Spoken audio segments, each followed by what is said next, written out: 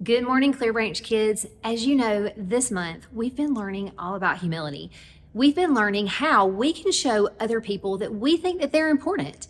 And sometimes that means giving up something that we think that we deserve. But that's what humility is all about. And this is our last lesson for this month on that topic.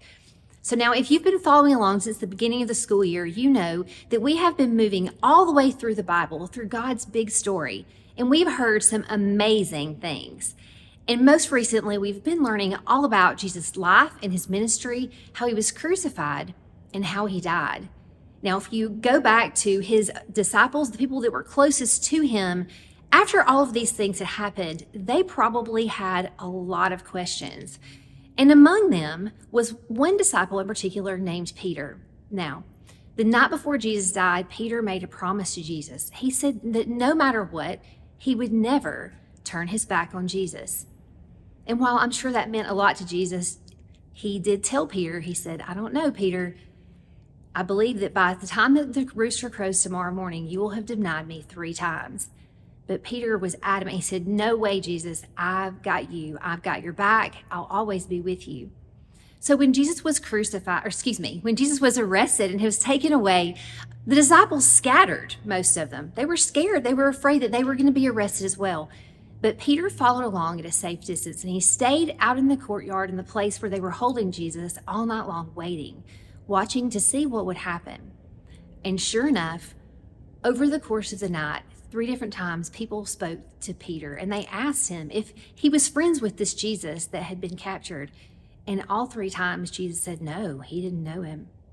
And right after the last time, the rooster crowed. And then Peter remembered what Jesus had told him the night before, and I'm sure that he was so ashamed. So then we know that 2 days later that Jesus, after he had been crucified, he had risen from the dead, and Peter had seen him. But of course, Jesus didn't stay right with them. And several days later, after that time, Peter and several others of the disciples were out fishing on the Sea of Galilee. Now, this is what these men had done all their lives. They were good at it. They knew what to do. But they threw out their nets and they threw out their nets, and over they caught no fish. And on close towards morning, they looked over and saw a person on the side of the shore. And the person shouted out to them and asked them, have you caught any fish? And they said, no, we haven't had any luck at all. And the man said, I think you should try tossing your net over on the other side.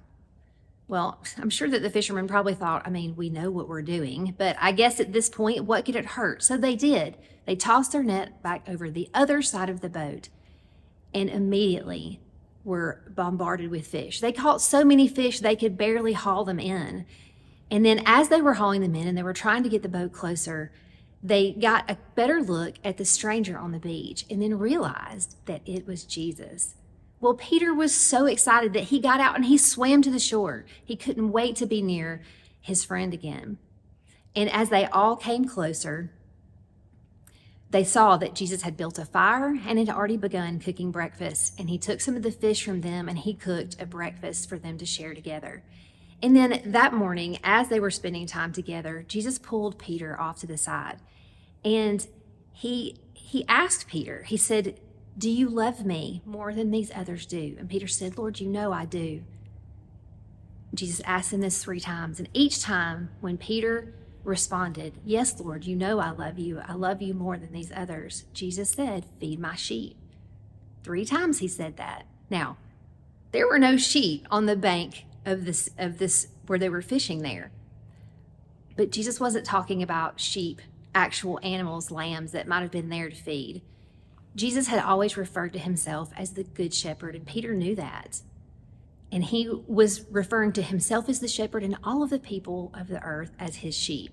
And so when he was asking Peter to feed his sheep, he was asking him to take on this ministry, to continue to spread his word and God's love throughout the world to all of the people, to his sheep that he could. Now, do you remember back earlier in the story when Peter had denied Jesus? That probably hurt Jesus' feelings, even though he knew it was going to happen, and he told Peter. But he came to Peter now, and he pulled him aside, and he gave him this very special task as a way of showing Peter that he was forgiven and that he still loved him. Jesus put Peter first in this way. He let him in on the mission that he had in the world, and he wanted him also to know that everything with the two of them was okay. And so he took that time. And just like Jesus took that time, we need to follow in Jesus' example and do the same thing. And that's our bottom line for this week. Put others first by making things right.